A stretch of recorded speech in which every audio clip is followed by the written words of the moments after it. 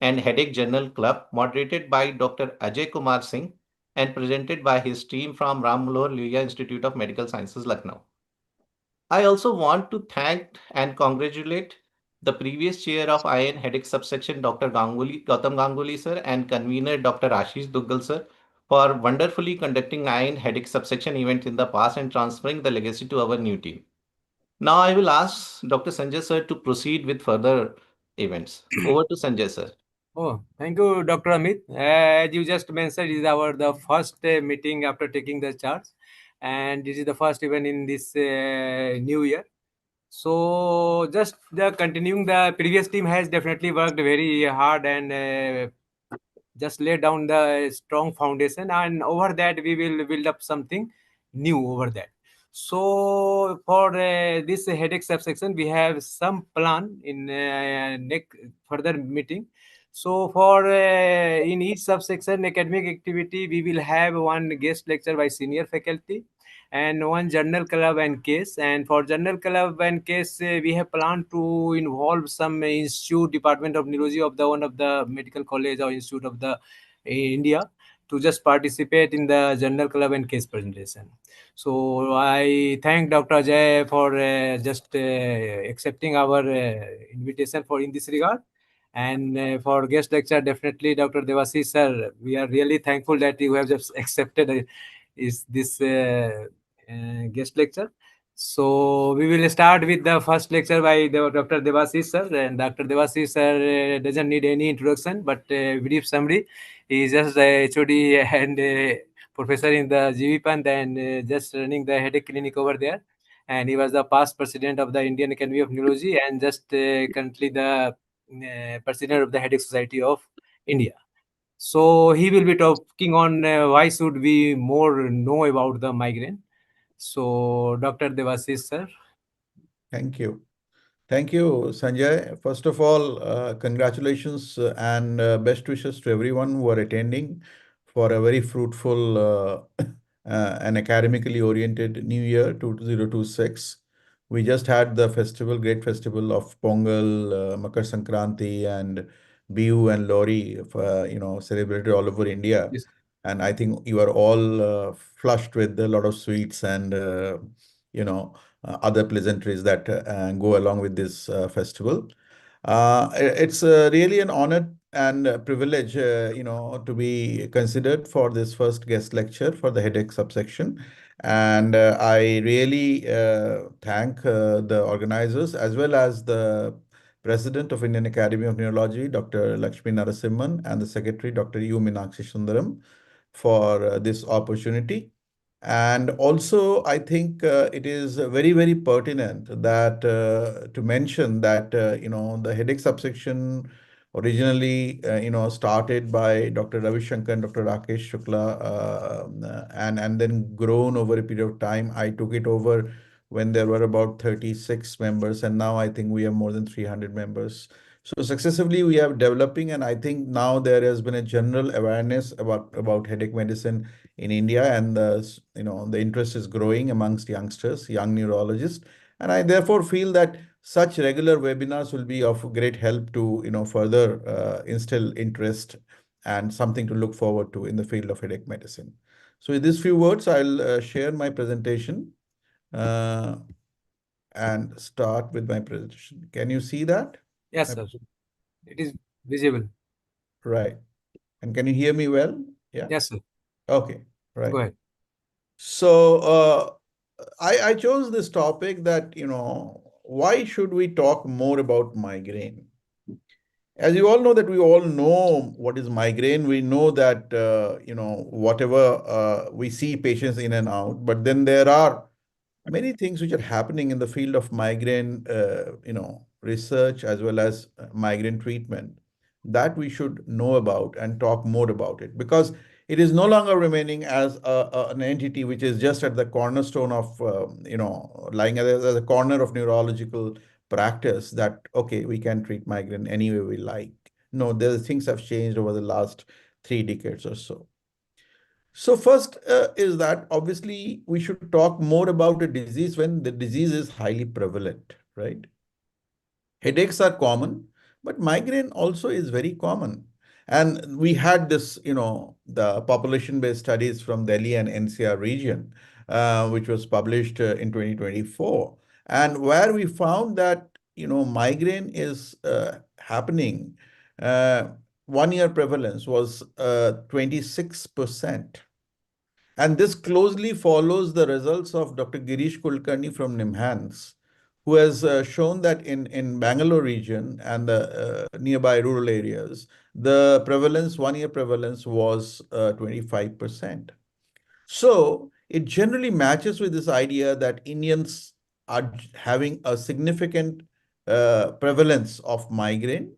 And of course, the TTH is there. And the more importantly, the persons with a possible MOH, because in epidemiological studies, it is very difficult to diagnose MOH, right? So it is possible MOH. They are having 3%, and chronic headaches are even 4.5%. So these are huge numbers actually, and therefore we should talk about it. You will keep on seeing these patients knocking at your door, and therefore you need to do something about it. And gone are the days where we'll just write some analgesic and some propranolol for them. Now you should know more that is available, and therefore should talk about those things in detail. Now, percentage is one, and you say 25%, 26% is one thing, but in terms of number, sheer number, right? 21 crore people are having migraine in India. 21 crores. Imagine. So obviously, you are not going to, just manage it by neurologists. There has to be, equal contribution by the general physician, by the physicians, by the neurologists, neurosurgeons, ophthalmologists, and so on and so forth. But who is going to teach them? Who is going to tell them about migraine? You are in a privileged situation where you have understood the disease and you are updated about the disease. And so you are in a better position to tell them about the migraine management and the migraine, how to identify and recognize migraine and therefore treat them. This is very important. And I think my last 10 years work has been to educate and educate. It is very, very important because I keep on seeing patients, and you will all agree, many of you who are doing headache practice will keep on seeing the prescriptions, either written headache or vascular headache, coming as a referral to you. So therefore, I think because the sheer number, you will not be able to, neurologists alone will not be able to manage this. You need to help these people to diagnose and treat them effectively. And in fact, in one of the papers in the same year, we published and we found almost a similar, the 211 million, that is 21 crores, right? So 1 in 4 adults in India suffers from migraine. Of course, is a spectrum, right? As you know, there's from very milder migraines to very severe migraines, the very frequent migraines to infrequent migraines, but they do suffer from migraines. So this is an important fact that needs to be told again and again ad nauseum to everyone, including our neurology colleagues, that you are going to see these patients and you have to treat them, right? So that is very important. Now, people say that, okay, fine, migraine is there, migraine is a huge problem, but what is the burden, right? Again, we estimated this from this population-based studies, and you will be startled to know this, right? Frequency is not less. Frequency is not, it's 3.4 per month attacks, which is quite significant. And of course, if it goes to the probable MOH and headaches for more than 15 days, it increases exponentially. Intensity, most of them are moderate to severe. They are not mild, right? Two, in a scale of 1 to 3, it's two plus. The duration, in a month, people are losing, with a simple migraine, they are losing about 18 hours, right? In a month, which is saying that about 8.2% proportion of time in the ictal state is they are losing out. And of course, the lost health, there is a complex calculation for that. So it's about 3.6%. So what I want to emphasize, the burden is huge, even for individual patients at the community level. These are the patients, they are not coming to a clinic, right? They will be having much more severe manifestations than this, right? But this is at the community, door-to-door survey, and picking out the migraine patients and evaluating them and then finding these figures. So these are really, really eye-opening figures, and we should all be pay attention to these figures. And if you see the work loss, now most of the patients are females and they are doing a household work, right? They are maintaining our families. And you see the loss there, significant losses, right? They are not counted as, paid work or something like that, but those are significant losses. So families are getting disrupted because the mothers, the sisters, the grandmothers, they are all having problems because of migraine. They're losing out on their family responsibilities. So that's an important point that again needs to be talked about. And there is a loss of productivity, significant productivity. And finally, disability. Now, many things have been said, but I think this is a kind of a watershed paper. You should all read this paper. And this is a small editorial. And they found out that they calculated, and it remains the second among the world's causes of disability and the first among young women. This is GBD 19, right? So therefore, you need to tell that, we are talking so much about women empowerment. We are talking so much about women's causes, right? So therefore, we should tell that they are suffering. And this is the highest disabling thing. And this is unseen. This is under the carpet. Nobody talks about it. So therefore, I think we should talk more about this in meetings. Whenever you go to the meetings, you pull out this data and talk about this. Convince people, right? That no, this is really a problem, right? And if you see the contribution of DALIs after the stroke, right? In stroke, the DALI is calculated, right? Because there is a death. But in migraine, there is no death, but still it is occupying 16% of the DALIs, total DALIs. Therefore, it is second. So 16%, and compare it with others like, Alzheimer's disease, for example, 4.6%. It is visible. Patients are losing memory. They are having a lot of problems. So they are visible. The stroke is visible. Brain tumors are visible. PD, but much, much less DALIs, right? So this is invisible disability that the people are suffering with, and we are not able to, really advocate this and make its, give its due importance for the public from the public health point of view. Now, again, people say that, IP meet people. They said, "Oh, Dr. Devashish, you tell this. There's a high, very, prevalence of migraine in India and all that." But I think this is all maybe because of the, your way you conducted your, surveys, and there might be some other methodological issues and this thing.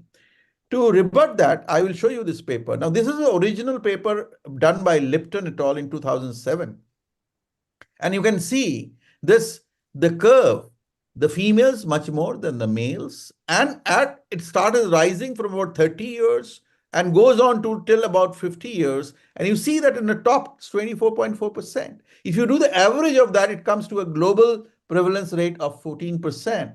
So there is a middle chunk which is very high, which is close to our overall estimate also, right? This is way back in 2007. But what has happened? This particular data and the curve was generated by the studies that were done in the West, especially America and Europe. Vast majority of the countries of the world were excluded from this data. But over these last 20 years, we have now a lot of data from the other countries as well. And this has been actually shown by the Stovner article and Tim Steiner group. And you can see the global is still remaining as 14%, but you see the lowest most, the South Asia is 22.2%, right? You see the North Africa and Middle East, 11.8%. So there is a variability, right?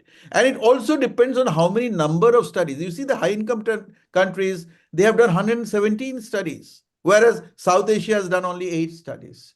So I think we need to wake up and do more studies to prove to the world that no, your figures are wrong. Actually, migraine, if you say in a global scale, when you say you cannot give 14% as a prevalence rate, you should talk more about it. And that will be supported by the data you generate. So therefore, you should involve yourselves. Ask for a ICMR grant, DBT grant. Do some epidemiological studies who are in the educational institutions. I am a member of lot many such bodies, and I can really facilitate that. It is needed, right? So therefore, we'll have more. So therefore, this can be debunked. So there is so much of variability. But another thing in this paper which I found is very interesting, and I should mention to you all, that if you see the average percentage of this prevalence rates, then you see that in about 20 to 64 years is about 15.2%, but it is not uncommon in 10 to 19 years, it's 13.4%. And even after 64 years, it remains relatively half, that is 8%. So migraines are not going away. So this is a myth that only young people will have migraine, the children will not have, or the elderly people are not have. No, there is a sizable proportion of these patients, they are going to come to you and ask for help. And that is what is very, very important to understand and speak aloud, right? And we published this paper, I mean, with the Tim Steiner group, that these 17 countries, 40,000 plus individuals, right? And a meta-analysis. And what we have found that now, if you include these countries, and in this, figure, you can see this colored, they're red, which are included, right? Then you find that yes, migraine is 25% 1 year prevalence rate. And that is what we are talking about for a long time, right? 1 in 4 adult persons in India is having migraine. That's an important point that we wanted to make through this paper.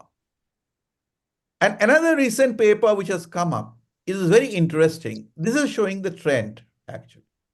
So it was believed that the overall trend, if you adjust with the, a lot of other socioeconomic data, remains stable. So they say migraine has remained more or less stable for, say, last few decades. But this is not so.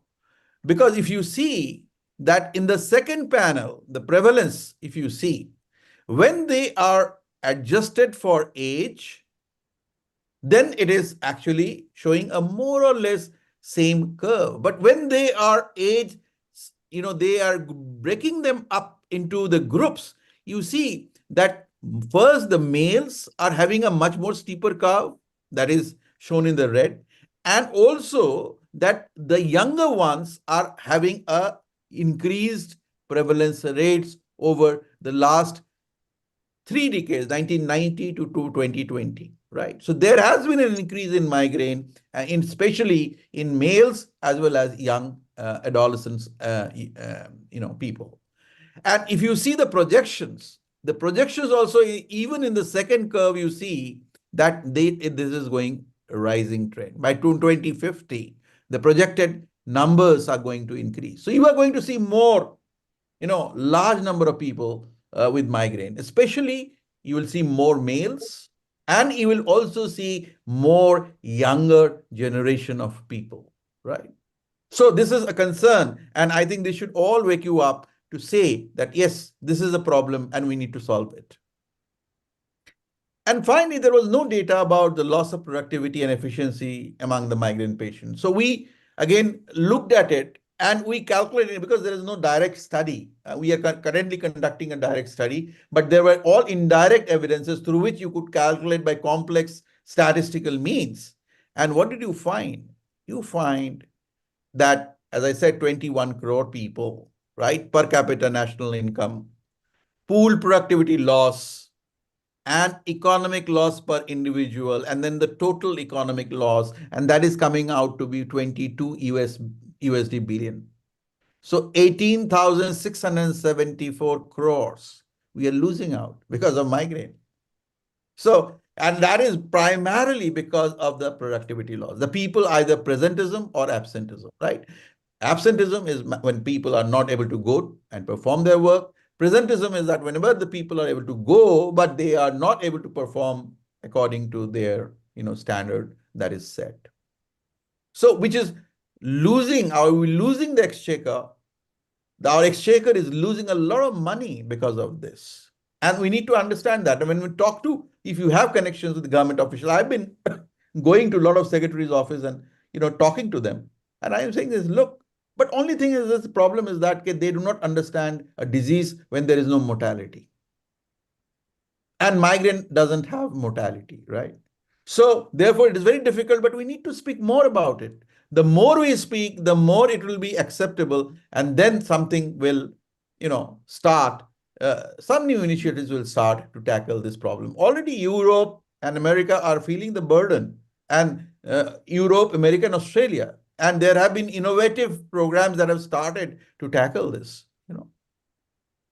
So what can we do? We can do an optimum management. First of all, that we can decrease the sufferings of the individual patients, families, etc. Education is a very important thing. And this, I think I will request the current convener and the chair to have something for the public also. It's also important to, educate the neurologist and friends, but otherwise also to public. Integrate headache management with the existing healthcare systems. Tier approaches like primary, secondary, and tertiary, and advocacy. So that is very, very important.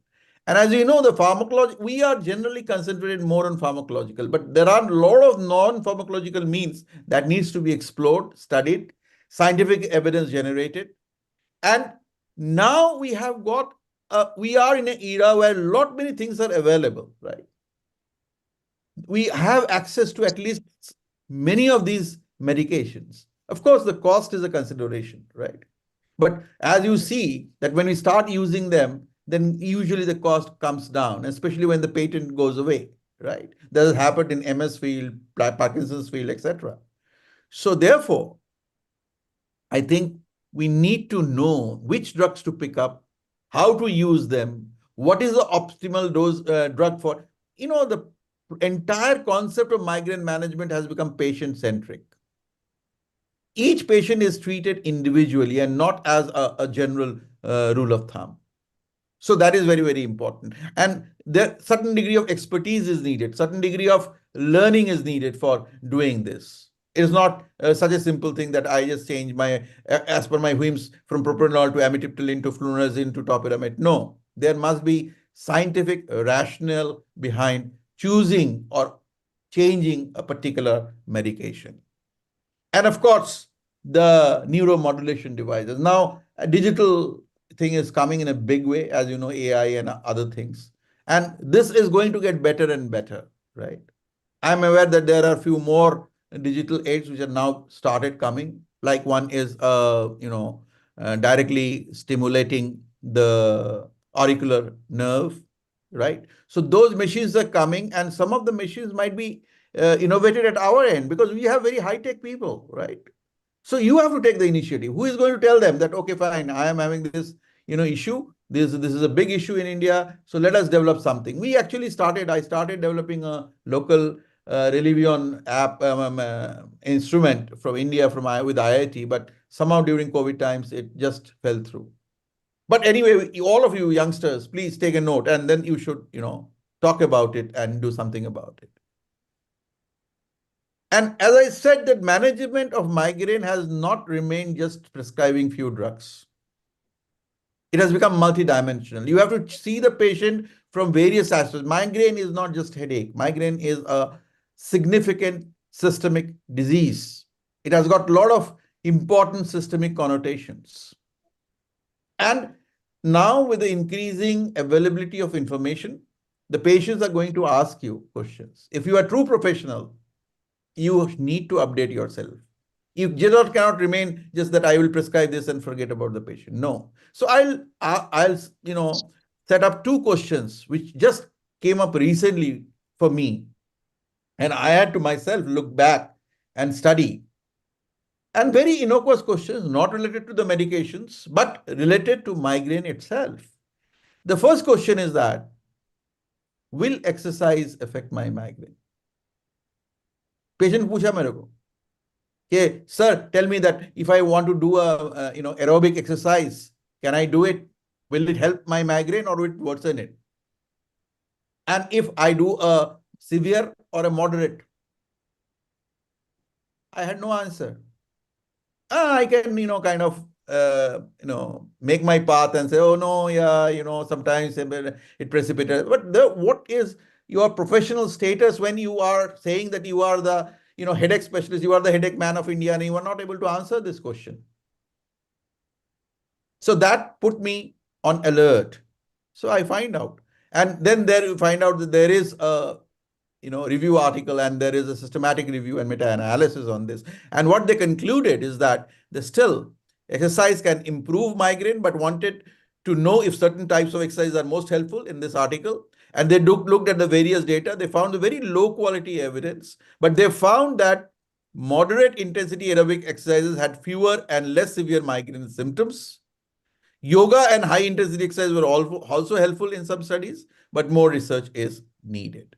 So, what you can say to this patient, again, the patient came back, I said that, look, you can do a moderate intensity if the headache exercise doesn't aggravate your migraine, then actually you are going to get benefit in addition to taking your pharmacological treatment. So that is the professional consultation that you are doing for these patients, right?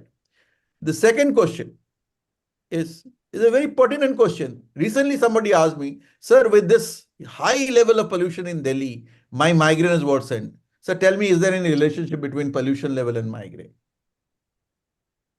I was zapped. I said, okay, I have learned about trigeminal system. I have learned about CGRP. But what has to pollution level has to do with migraine? I have to go back and check. And I checked and I found out that yes, this with a small number of studies are there, but the point estimates are usually above 1, showing an association with carbon dioxide, nitrogen dioxide, ozone, and particulate matter, particularly 2.5 and less, with especially consistent with nitrogen dioxide. So I could next time tell the patient, yes, there is it is possible that your migraine, we generally tend to give it that, ठीक है, बढ़ रहा है तुम्हारा disease बढ़ रहा है, stress ज़्यादा होगा, you know, we usually leave it aside. But here is one important thing. So I could tell him that, okay, fine, you can start using mask when visiting the public places or going outdoors. And you see that whether your migraines are getting better or not. So this is what I'm saying, that it is no longer remain at just prescribing few medication. Migraine therapy, migraine concept has evolved over a period of time, and therefore we need to be cognizant about that. So we must talk more about migraine. We have had the era starting with ignorance, apathy, stigma, misleading and erroneous concepts, lack of good quality data, lack of patient and doctor education, and lack of basic research. But now, with you, the youngsters, I'm very hopeful that we are generating good epidemiological data. We are showing interest in this subject. It is no longer an untouchable subject, right? It has got its own glamour now. It has got a lot of medicines with it now, right? And now we can plan a randomized trial, multicentric trials, you can do an economic analysis, and more importantly, you can do an advocacy because you are the future of neurology in India. So therefore, I would suggest that remember these 4 facts when you talk about this advocacy, that 1 in 4 adults suffer from migraine in India. It is the second commonest overall and first among the young women disabling condition in the world. It's about 16% of the total DALYs or wildies in India. Economic loss is about 18.7 thousand crores per annum for India. And suffering at the level of individuals, family, society, and the country are enormous. So we should all act together and face this menace, face this disorder, and we should speak more about migraine. Thank you very much for your kind attention. Thank you, sir. Thank you, sir, for your excellent and insightful lecture. You have just discussed the topic that is usually overlooked. So,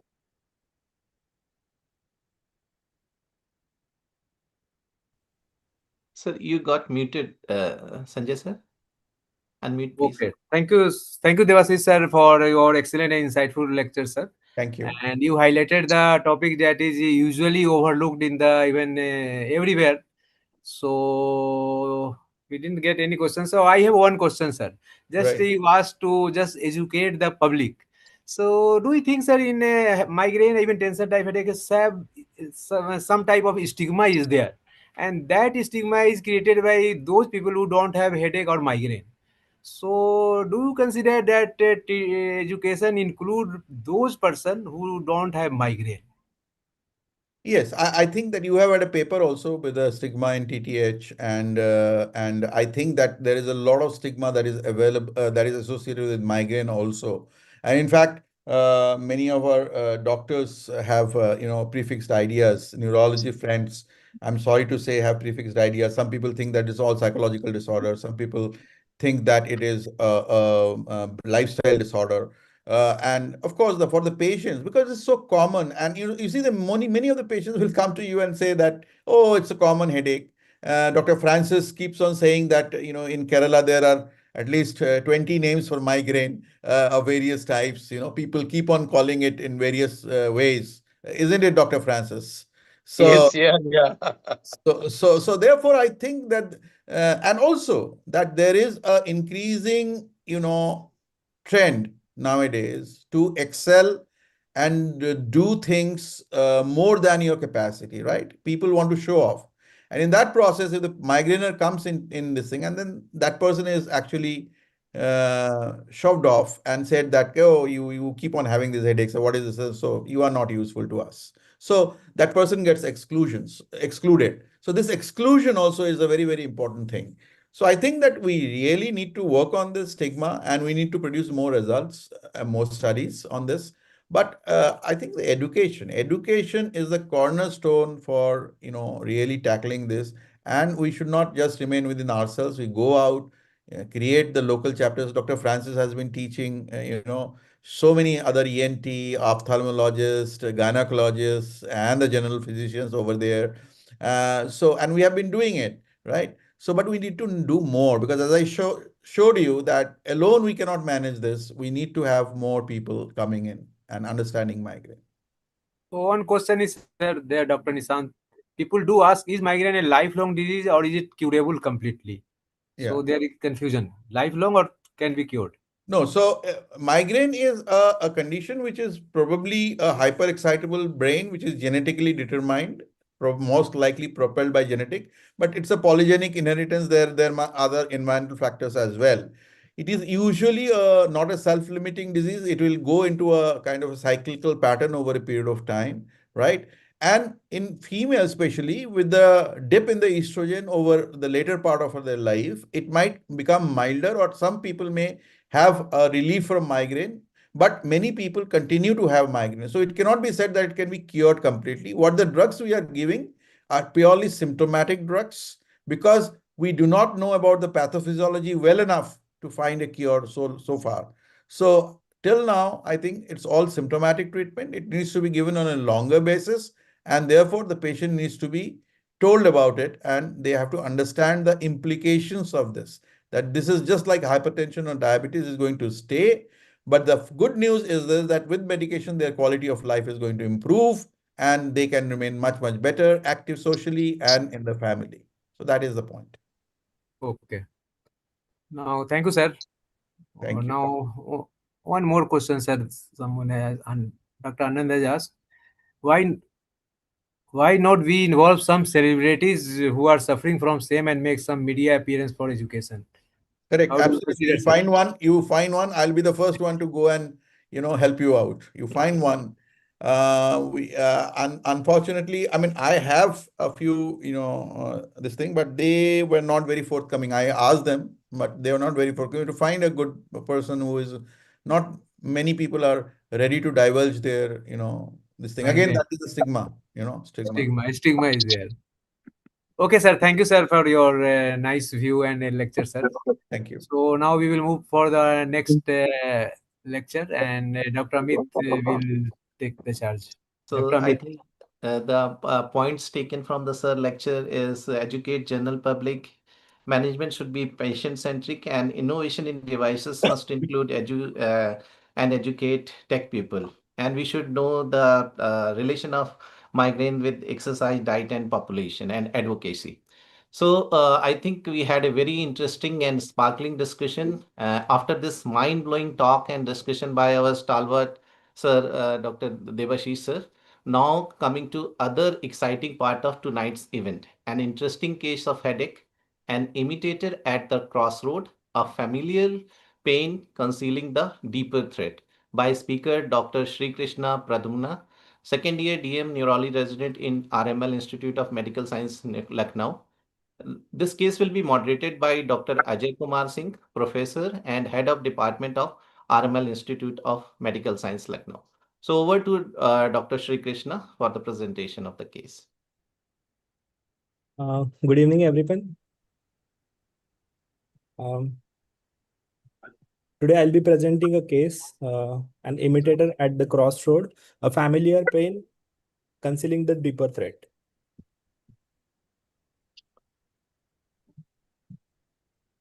So, Dr. Sri Krishna, you can put it on the presenter mode. Yeah. yeah. So, this was a 59-year-old right-handed male resident of Gorakhpur, shopkeeper by occupation, came to us in our OPD with chief complaints of headache since 1.5 years, hoarseness of voice since 1 year, difficulty swallowing since 1 year. He was newly diagnosed type 2 diabetes mellitus patient since past 2 months on oral medication, but his diabetes was uncontrolled.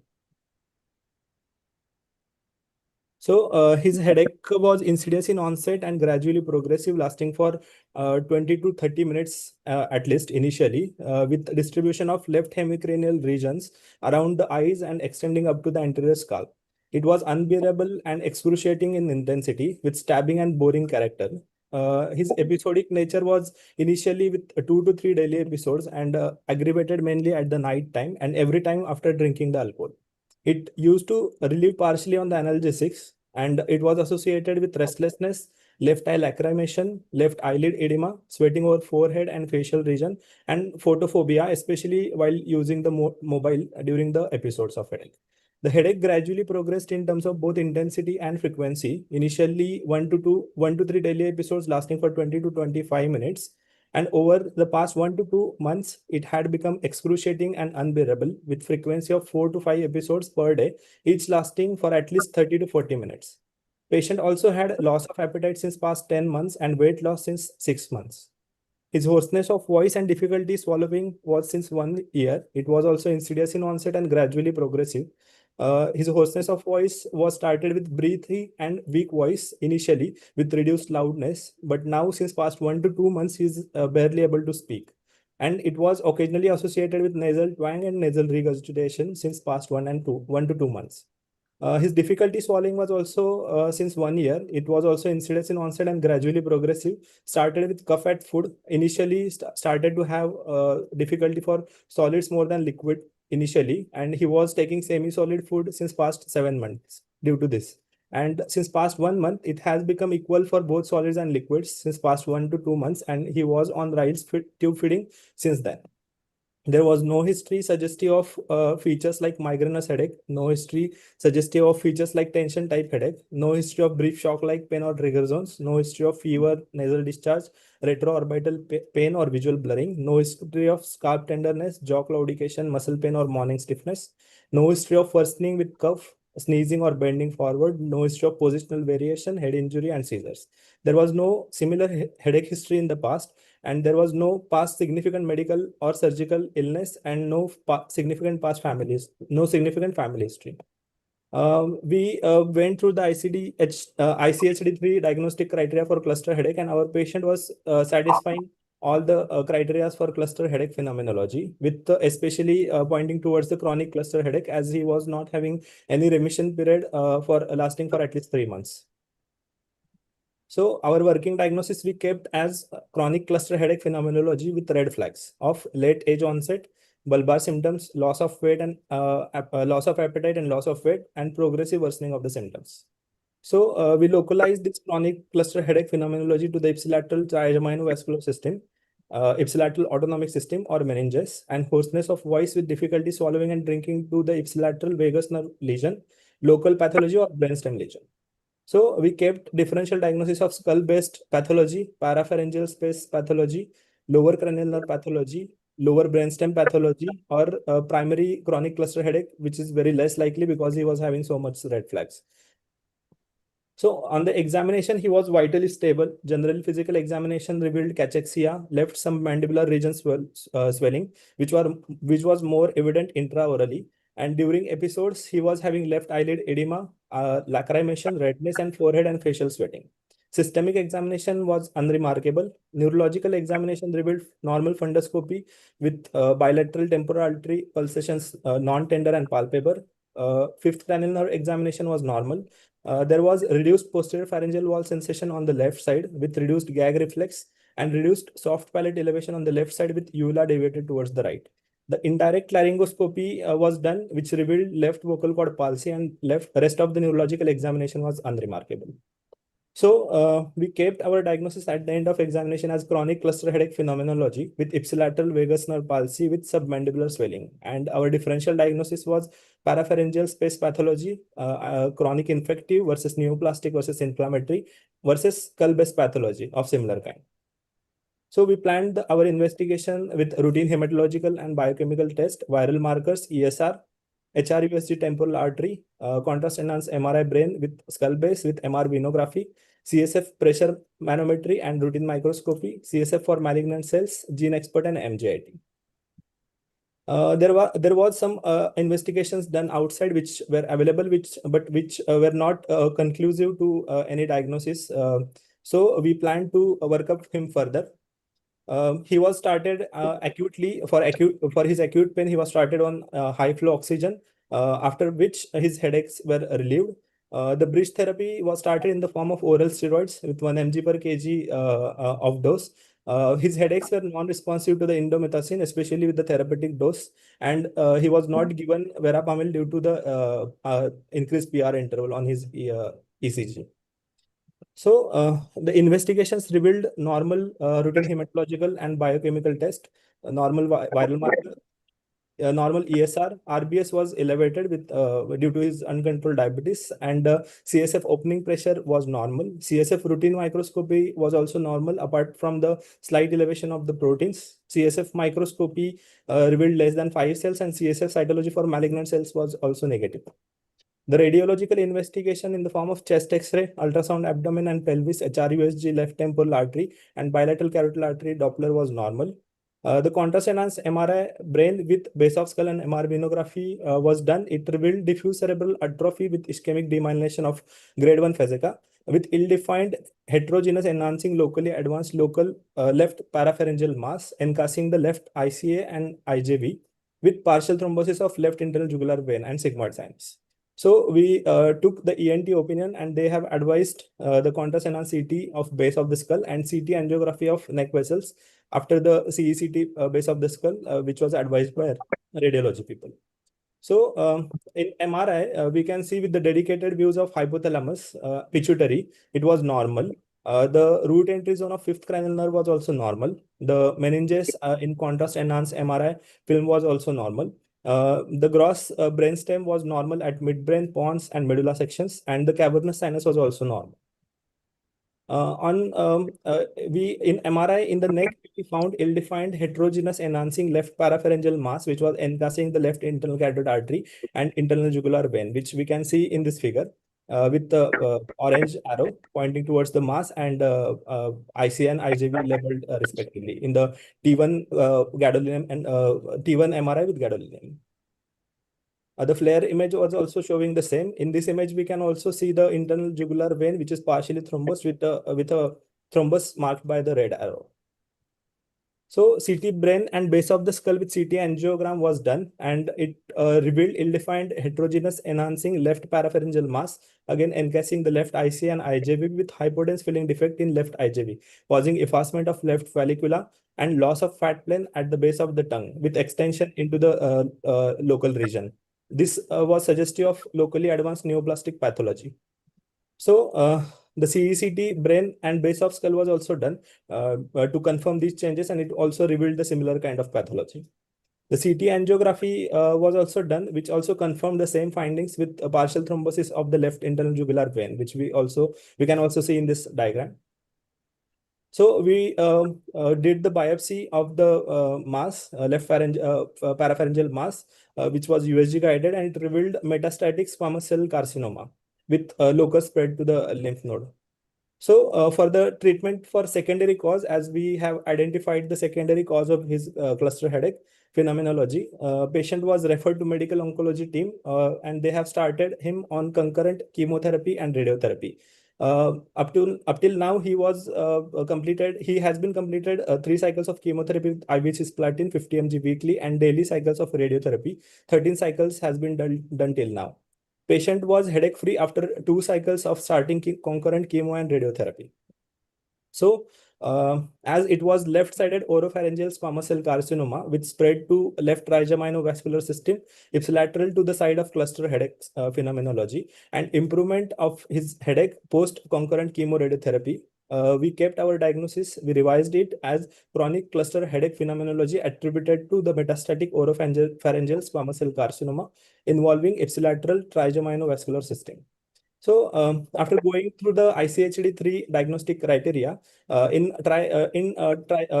TAC they have mentioned when a new headache with characteristic of TAC occurs for first time in close temporal relation to the another disorder known to cause headache or fulfills the other criteria for causation by that disorder, the new headache is coded as a secondary headache attributed to the causative disorder. So final diagnosis we kept as secondary headache attributed to the metastatic oropharyngeal squamous cell carcinoma involving left trigeminal afferents. So the pathophysiology of such kind of headache, cluster headache, it involves mainly three systems: hypothalamus, trigeminal system, and autonomic system. In which hypothalamus, anterior hypothalamus, which acts as a circadian, it acts as a biological clock, which maintains the circadian and circannular features of the cluster headache. The posterior hypothalamus, it initiates the attack by reducing the threshold of trigeminal system and autonomic system, and ventromedial hypothalamus, which contributes to the restlessness and agitation of the cluster headache, and periventricular nucleus maintains the autonomic tone. The trigeminal vascular system via CGRP as a neurotransmitter to the spinal trigeminal nucleus.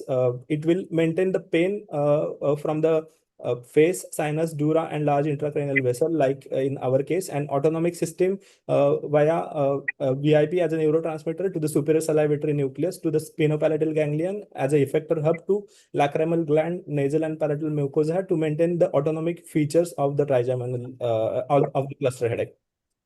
So the trigeminal autonomic reflex via connections between trigeminal via spinal trigeminal nucleus and superior salivatory nucleus maintains all these features.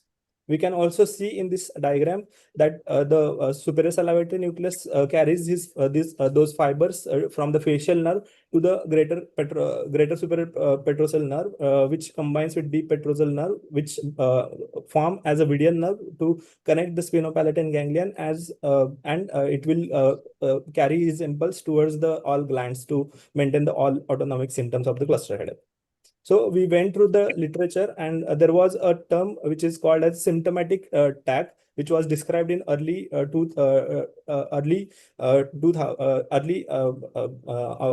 in this paper, which was published in 17th May 2000.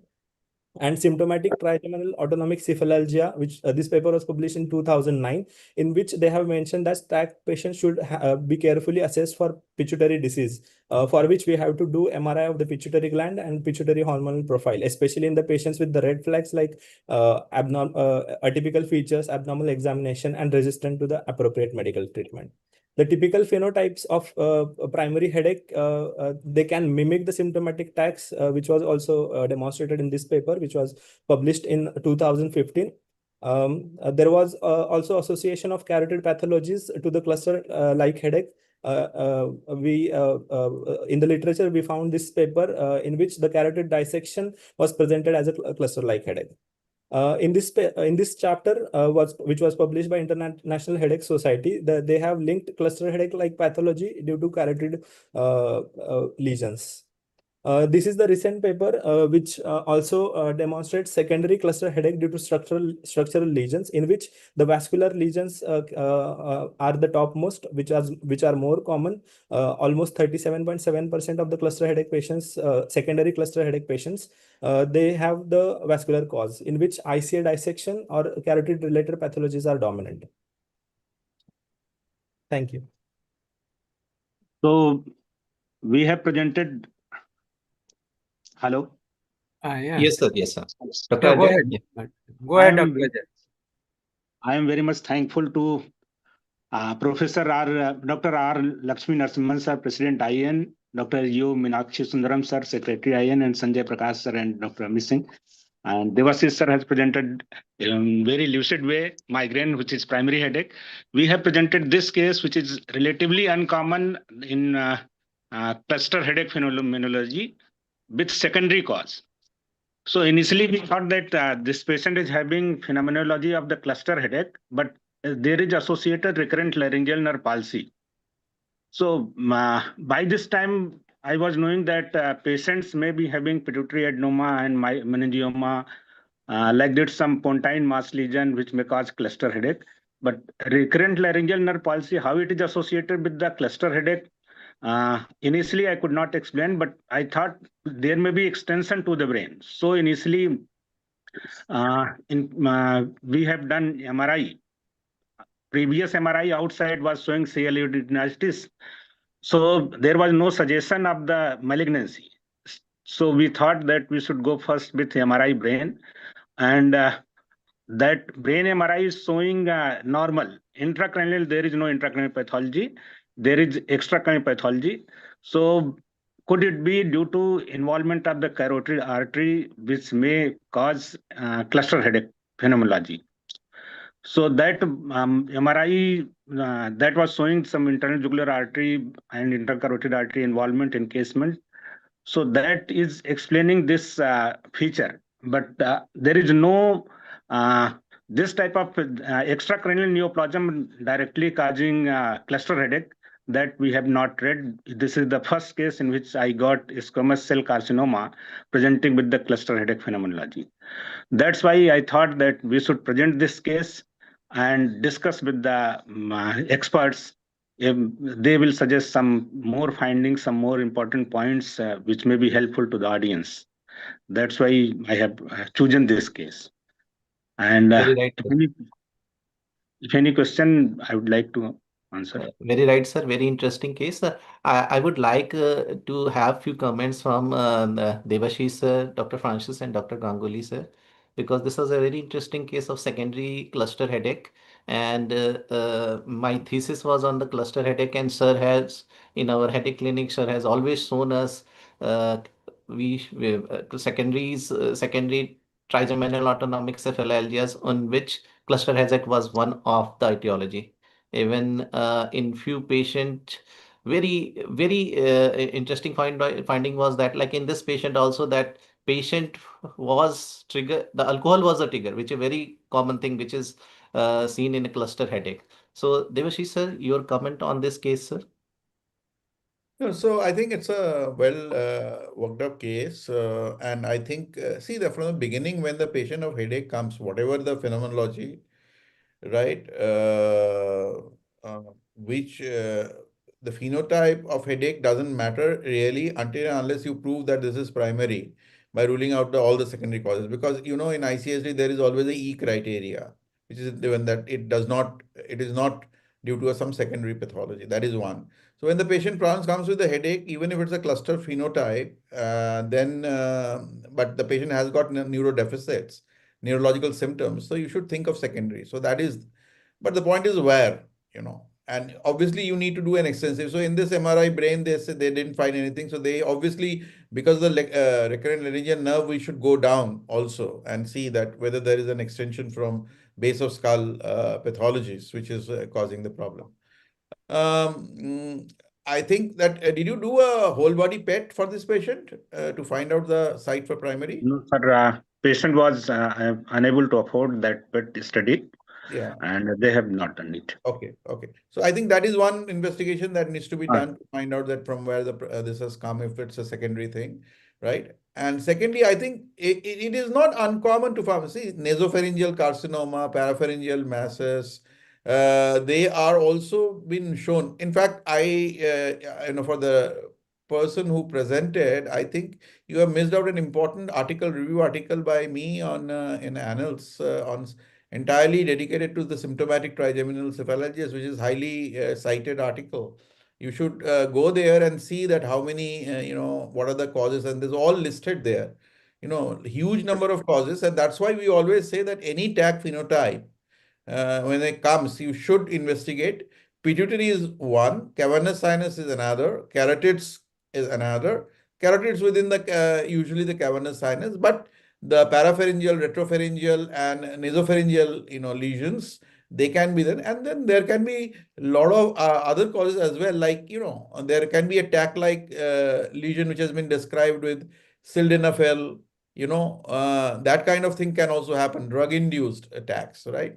I have had two patients with a sildenafil use presenting like TAC-like feature. So therefore, you need to be open about the possibility of a secondary cause, and only when and another thing is important is that some of the symptoms, like as Dr. Amit said, that alcohol intake, the typical variability, typical cyclical pattern, and the response to the drugs, right? To oxygen, for example. In other TACs, the response to indomethacin can all mimic like a primary TAC phenotype. That should not dissociate you to rule out a secondary cause. You must do a good secondary exclusion to tell it's a primary TAC. So that is a rule of thumb. Francis, you want to add something? I think, yeah, you have written a very good review on secondary causes of trigeminal autonomic cephalalgias. And I think there are experts who think, every case has to be imaged, Correct. whether there are red flags or not. Up to 50%, I think people have documented. Even cerebellar lesions, not Correct. just pituitary, cavernous sinus. Yeah. And locally, if you look at that, you can get subacute angle closure glaucomas presenting like trigeminal autonomic cephalalgia, and also recurrent corneal erosions that also, can occasionally Correct. mimic No, trigeminal. even Thomas Matthew has shown that herpetic or post-herpetic, Yeah, neuralgic problems can mimic like attacks like thing. We yeah, yeah, got few papers on that yeah, also. yeah. And very good We case. also reported, sir, post-herpetic neuralgia mimicking text. And I would like to add one thing here. CA lung has been reported to present attacks like especially hemicardia continua. Yeah. And just to highlight there, they have mentioned it is a vagal cephalalgia, some where vagal nerve is involved. So tags like feature maybe with a CA lung or any thoracic lesion. So we have to screen CA lung or especially thoracic, especially in elderly, and in if there is a high SR and CRP is there. And anyway, your patient looked very cachexic and ill, and he was at Definitely. party and also. So that itself suggested that there must be a secondary pathology, whether this is infective or a malignant, that needs to be identified. Yes. So, sir, there are a few questions also. So, one question is, do you prescribe MRI brain in any patient presenting with migraine or cluster headache? And where is the threshold? So, do we prescribe MRI in all the patients of TAX or migraine? And what are the threshold in which patient we should? So, Debashish sir, your comment, your No, I think for tax, yes, I would strongly recommend that. And you should ask for a contrast enhanced MR for all tax patient. And if need be, if you think that there are features of Horner's and things like that, then you should also do a vascular imaging for the carotids. So that is very, very important. For migraine, it depends on the red flags presence, and there are a lot of red flags available. But any new onset headache, say migraine, usually the patient will come to you with the typical phenotype of a long-standing history, at least for few months, where more than 5 attacks have happened with a typical feature. And if you are not finding any red flags, you may wait. But nowadays, because it is a litigant society, I think any new patient who coming to you, yeah, and many patients will give some or other odd features. So you need to then image them, right? But otherwise, I think if there is a chronic migraine, established migraine, diagnosed, treated, not responding, though in those patients, I don't think you need to image until or unless you are thinking of a recent chronification, recent increase in character of the headache, some recent neurological finding, something has happened. So in those cases, you need to image. Otherwise, I think you don't need to image that migraine patients. But tax, yes. Anytime they come to you, you must image and rule out. Okay, another, yeah, we can another. move for journal club now, Amit. Okay, sir. There are a few questions, but I think because of lack of time, we should move to the. So after this interesting case, now I asked Dr. Sangam to present Headache Journal Club. Dr. Sangam is recently joined as AP in RML Lucknow. So over to Dr. Sangam for Headache Journal Club. Sangam, you are mute. Yes, sir.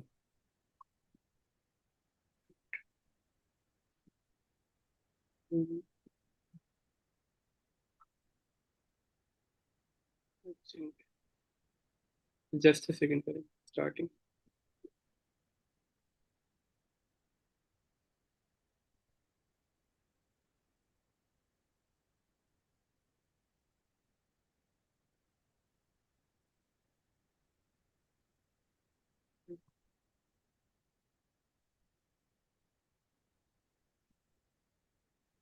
Just a minute, sir. I'm not. But What happened? You try to share your screen, yes, Dr. sir. I'm Sanjay. trying to share it, but Restart. What is better? just starting. Yes, sir. Okay. Yeah, now we can see. Yes, sir. Good evening, everyone. Let's start our headache journal club in the Indian Academy of Neurology headache subsection meeting. Myself, Dr. Sakam Singh, Assistant Professor at RML IMS, Lucknow. So the first journal is here. We are discussing the combination preventive therapy with onabotulinum toxin A and atozepam for chronic migraine. A 24-week prospective study, synergy study. In this study, the study population was highly experienced with prior treatment and had a significant disease burden. The patient population include 93% female with mean age of 42.1 year. And 65% of these patients had at least one clinical relevant comorbidity. The disease burden was significantly higher in this group of the patient in terms of mean monthly migraine days was 16.4, whereas mean monthly headache days was 22.9, whereas HIT6 score was 63.5. That means severe impact. And these patients were also had at least 5 previous failed preventive therapy before starting to the onabotulinum toxin A. And before starting to atozepam, these patients had received at least 12.3 cycle of onabotulinum toxin A.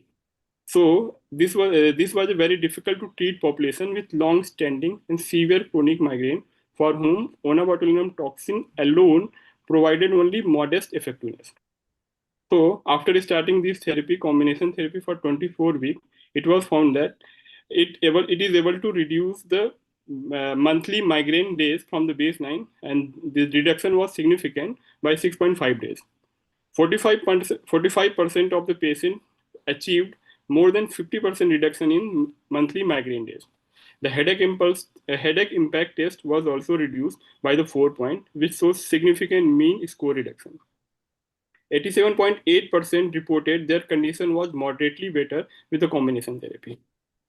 So the clinical implication of the synergy study, the key takeaway for the practice, the adding atozepam to ongoing onabotulinum toxin can lead to a meaningful reduction in migraine frequency, acute medication use, and disability in patients with chronic migraine. And this dual targeted strategy appears to be particularly useful and effective in patients who have history of multiple treatment failure. And this combination therapy was well tolerated without any significant adverse event consistent with the known safety profile. Coming to the next journal, estrogen exposure from modern contraceptive and vascular risk in women with migraine. So since long time, we have known that use of oral contraceptive pills in women with reproductive age group increase the vascular risk. And this risk is significantly increased if these reproductive age group female are having migraine. So, and we also know that these modern oral contraceptive pills have evolved significantly in terms of dosage and side effect profile. So, with aim to investigate the vascular risk of modern contraceptive in migraine, stratified by aura status and estrogen exposure. The result of this study definitely changed our perspective how we use these oral contraceptive pills in patients of reproductive age group with migraine. The results show that combined hormonal contraceptive exposure was not associated with increased vascular risk in women of reproductive age group, whether they have migraine with aura or without aura. However, in those who were not exposed to the estrogen therapy, migraine with aura was associated with higher vascular risk compared to migraine without aura. So based on this, the key message is that we can see this modern oral contraceptive pills, because they have lower estrogen concentration in them, they have better safety profile. So we can say that the use of these contraceptive pills are not associated with any increased vascular risk in patient of women patient with migraine, which is very contradictory to the previous result which were published a few decades back. The third journal I would like to discuss the characterization of insomnia and sleep quality in cohort with cluster headache. So as we know, the cluster headache is one of the most severe form of the headache that we encounter in our OPDs and sometimes in IPDs. And sometimes this type of the headache severe is so much, sometimes it is also termed as suicidal headache. So understanding this type of headache and how these patients respond to their sleep habit and what is their sleep quality, this study was done, and it was found that although we can expect that the patient will have poor sleep quality if the patient is not having control of the headaches. So it was found that 54% of patients experience sleep disturbance and 46.5% reported moderate to severe insomnia for those patients who are not well controlled on the drugs. But what about those patients who are well controlled on the drugs? It was found that for those patients in which short-term remission was achieved, that it was taken less than 5-year period. It was also in these group of patients, it was found that insomnia symptoms and fatigue remained significantly elevated. So we can say that although pain is gone, but the sleep has not recovered yet. It took almost 5 years of remission to return the sleep pattern to the normal or baseline after the remission of the cluster headache. So the key takeaway from this is that treatment plan must address sleep hygiene and anxiety as a distinct enduring comorbidity. The cluster headache is a 24-hour disorder. The shadow of the bout extends for years. Effective management requires holistic approach that treats sleep disturbance as a distinct enduring comorbidity. Then coming to the last journal of the evening, the can serum neuropeptide diagnose a pediatric migraine?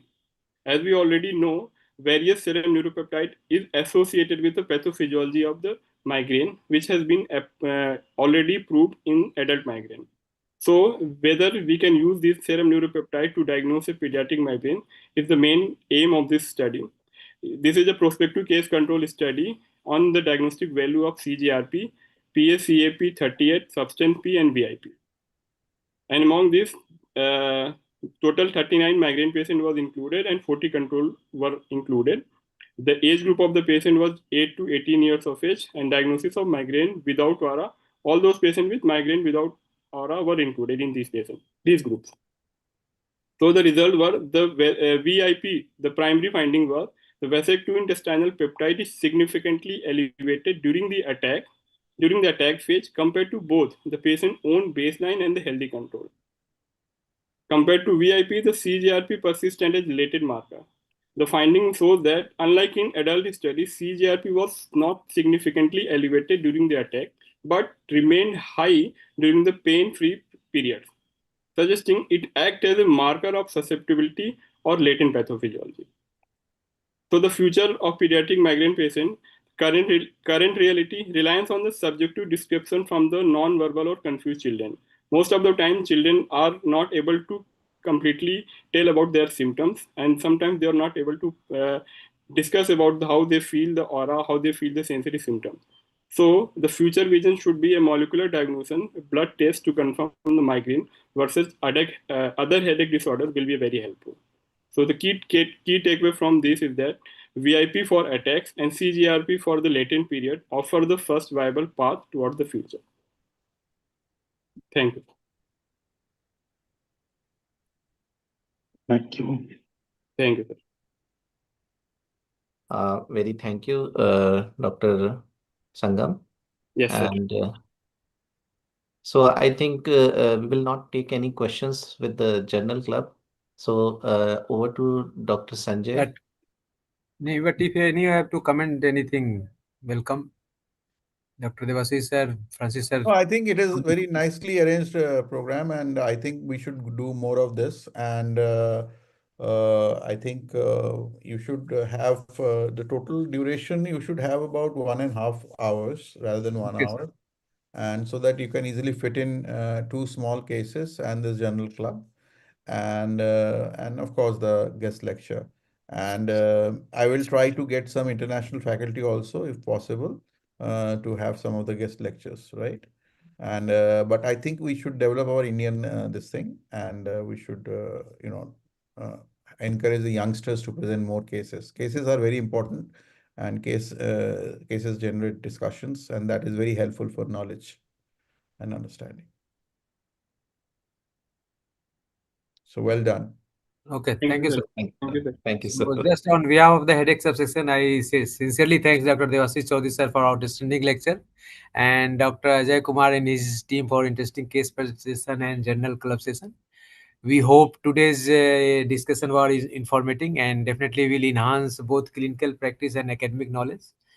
If anyone has any suggestion for future topics or session, please feel free to share with them, with Dr. Amit and with me in mail. So we welcome you all for the next session, and just share some view with us. So for vote of thanks, Dr. Amit. Thank you, Sanjay sir. I will. Sir has just shared the secondary TAC article with me. I will share it on. I cannot share it here because I was not able to. I will share it in the group, the iron headed section and other group.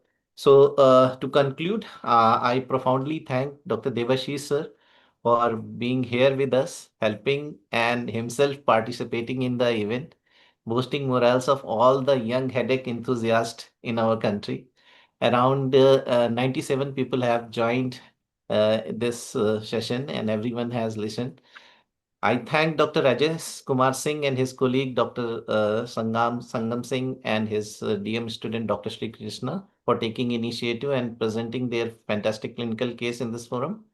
Also, I thank Dr. Sanjay sir, Dr. Gautam Ganguly sir, Dr. Ashish sir, Dr. M.V. Francis sir for being here. Also thank Dr. U. Meenakshi Sundaram, Dr. Lakshmi Narsingham, IN and IN digital team for wonderfully conducting the operations of this webinar. And in last, I thank to all attendees for joining and participating in this webinar. Correct. Thank you. Thanks. Thank you, sir. Thank See you you. again after 2 months. Thank you, sir. Thank you. Thank you, sir.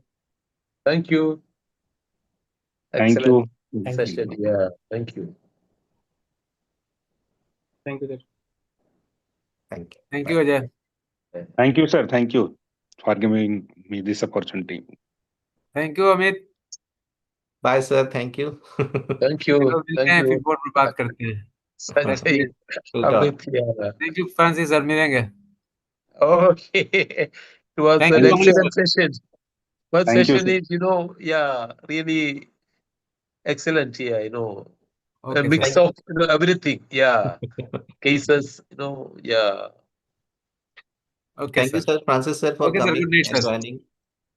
Good And night. thank you, Ganguly sir, for I think Dr. Ashish sir is not in the work, but all of you have given us inspirations, and you have all conducted the last meetings very well. So we are imbibing from you. I think we can conclude now, sir. Sanjay sir. Okay, sir. Thank Okay, you. bye. Okay. Good night, Thank sir. you. Bye. Bye. Good night. Good night. Congratulations to both of you. Okay. Thank you, sir. Your support is required, sir. Okay. You Okay. may Yeah, be the next keynote speaker. very, very interesting, today's session. Yeah. Thank you. Thank you. Yeah. Good Thank you, night. sir. Thank you. Good night. Good night. Yeah. Good night.